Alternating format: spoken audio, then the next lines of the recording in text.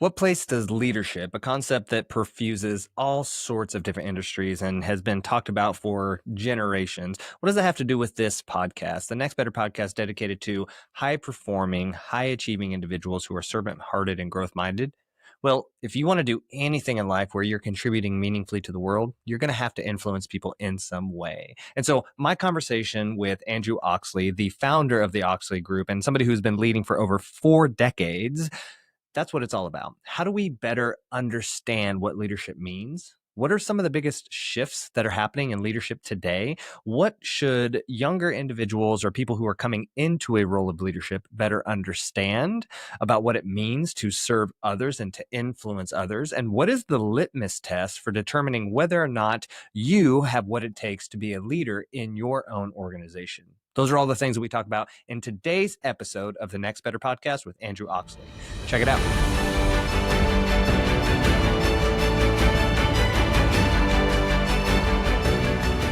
Andrew Oxley, so excited to have you on board. Thank you so much for coming in today to talk to us about this thing called leadership. Well, I'm excited to be here. Awesome. So we just got done talking. It's so ironic. I mentioned to you that on our last episode, or at least last maybe couple episodes, we had a guy named Michael Haig who tells stories. And I mentioned this idea of the hero. And you actually just hopped right in and said, well, ironically, what we talk about in leadership is this idea of being one of three roles when you become a leader. Could you tell us a little bit? Could you say that again? Because I really think people would resonate with that on the show. Yeah. Well, and if you're in a leadership role, in fact, no matter what role you're in, you've all been asked that question, right? How was your day? And sometimes we ask that question to people and we want to know, but sometimes we were just making conversation and we didn't really want to know, but they still tell us this long story about how their day was. But when we talk about our day, we usually talk about what went well, what went wrong, or same crap, different day, But when your employees go home, somebody asks them, how was their day? And you're present in that story.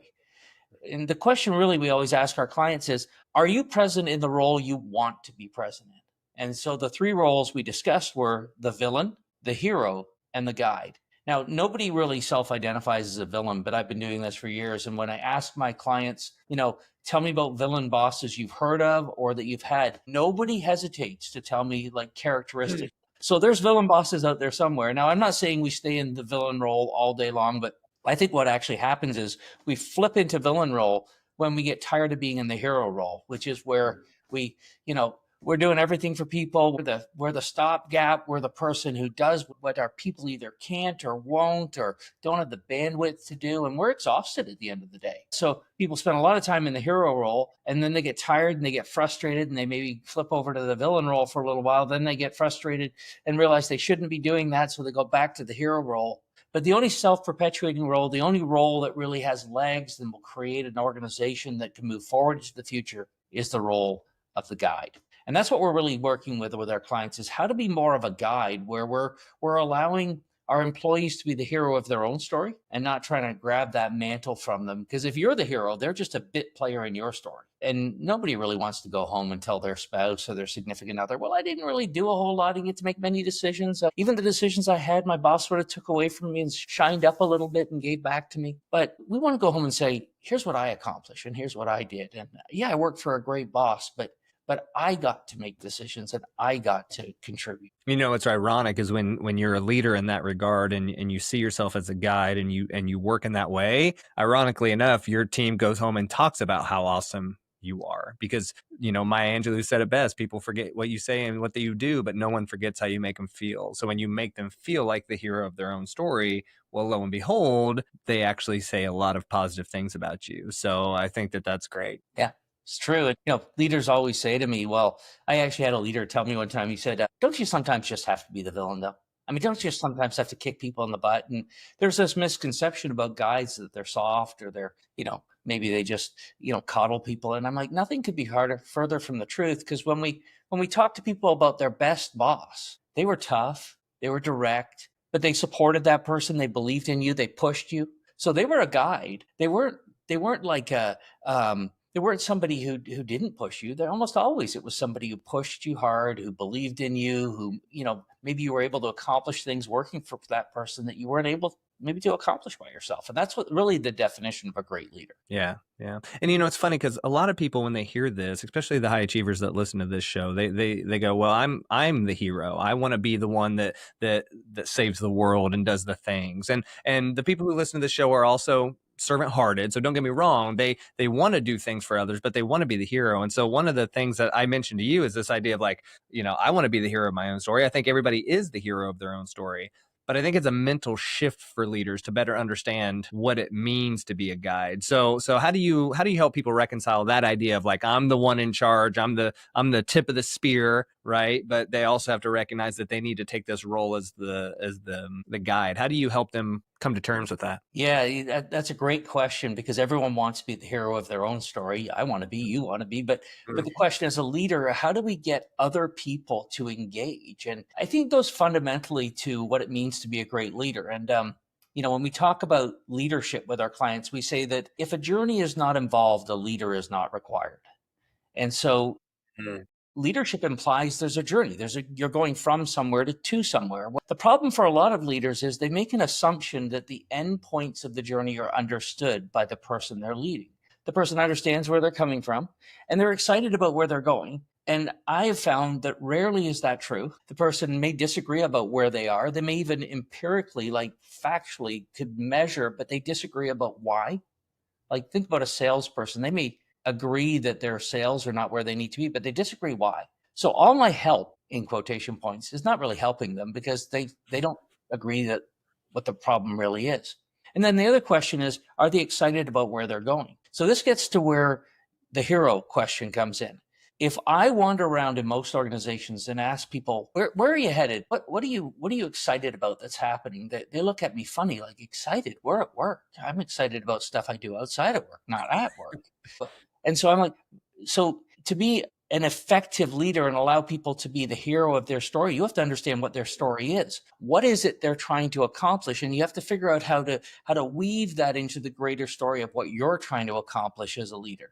And the interesting thing is, this isn't even that hard if you really start looking for, what are you passionate about? What are you trying to accomplish? What's the thing in our industry that is so, but if it wasn't so, it would be so amazing. It would be such a great thing if we could fix this. So the example a lot of people often talk about with respect to this is Southwest Airlines. When they first got started, the wrong they were trying to right was that it was expensive to fly, right? And so they were like, let's find a way to make it not expensive to fly. And they got all their employees to be super excited about that. And then everything they did. So that was the story that their employees bought into, that they could be part of, that they could be passionate about. And it was woven into the entire fabric of Southwest's story. And so they could allow that gate agent to be the hero. They could allow that flight attendant to be the hero. They could allow that captain to have a sense of humor, because they could be the hero too. But it was part of the greater story that Southwest was trying to create. Yeah. It's funny. I have a Southwest story, which is ironic because I think everybody does. But you said a humorous, pilot. I remember flying Southwest for one of the first times and not really knowing anything about the story until I really got steeped into entrepreneurship and the idea of businesses and breaking molds and whatnot. But I remember the pilot coming on, or maybe it was the steward, but they said, we have a first time flyer. They're 100 years old, yada, yada. Let's give it up for our pilot. And everybody was just laughing and having a great time. But I think a lot of people have Southwest stories because of this very thing. They're shifting the paradigm of what it meant. And in this show, we talk a lot about that being the purpose. What is your purpose in life? And then what are the values that you want to live by in order to fulfill that purpose? And so I think that's vital and inundates a lot of different industries and a lot of different places. But one of the things that Andrew, that people might be listening to this show going, okay, 2 episodes ago, we had a guy to come on and talk about financial wellness. Another episode, it was about longevity. Another episode, it was about this idea of storytelling, right? And so sometimes people have trouble keeping up with me, and I have to apologize to my listeners sometimes because they're like, what does this have to do with what I want out of life, Coach Woody? Like, how does this align? But I would argue, and we talked about this a little bit before we hopped on air, that in order to be somebody who achieves at a high level, we need to be able to bring people on board. We need to be able to get people to see the vision and then go along with it. And so as you think about high achievers and the individuals that you maybe have worked with in the past, why do you believe, and this may align a little bit with why you got into this work to begin with, but why do you believe that leadership is so important in order to make an impact in this world? Yeah, a lot of times people feel like they have to enter the ministry to impact people's lives, and I think that's a fabulous thing if people want to do that, of course. But as a leader, you actually have your people more than the pastor. You've got them for 40 hours a week; they've got them for an hour. You can have a massive impact on people's lives, and I believe that leadership, being a leader, is a tremendous responsibility. That you can positively or negatively impact the quality of not just that person's life, but every person they have the privilege to touch. So there's think about a spider's web coming out from the people that work for you. You're either making it better or worse. Now, every time two people get together, if I'm this person leaves either better or worse. They do not leave exactly the same. I either improve their life, I improve their temperament, I improve the way they're seeing things, or I make it worse. And so as a leader, you need to look at the people you're engaged with and ask, did I make their life better or worse today? And we have all sorts of reasons, all sorts of excuses, all sorts of rationales for why we aren't our best self, right? But the truth of the matter is, it's an ideal we need to strive for as a leader. You mentioned the concept of vision, and I think vision is important. Purpose is important. The problem is we make it very corporate. When we're in businesses, we don't really make it human. And I had a client years ago, Mohawk Industries. Some of you will be familiar with Mohawk Industries, large floor covering manufacturer. And they had a large customer service group. At the time, I think they had about 400 people in their customer service group. And Mohawk, of course, had their vision, right? The problem was the vision meant nothing to the customer service agents. Like, we're going to be the biggest, blah, blah, blah, blah, blah. And it's not that it was a bad vision. It was good vision. Don't get me wrong. But it didn't mean anything to the customer service agents who are dealing with problems day after day after day after day, right? Taking orders from dealers and stuff. So we sat down as a group and we said, well, what is important to these people? Like, where are we and where do we want to be and what would be important to them? And we came up with a statement. We said that we will deliver the highest customer service by creating a culture of investment in our associates where we become the place they go to become the people they want to be. And it took about 6 months, but their turnover went down remarkably. Their performance went up incredibly. And the other departments still cherry picked their best, not always their best people, but their people. But all of a sudden, it wasn't the place you went to get hired somewhere else because all those other departments weren't behaving the way that customer service department was. So people wanted to work for that particular group. So I think as a leader, the key is to make the vision and the purpose personal to the group you're seeking to lead.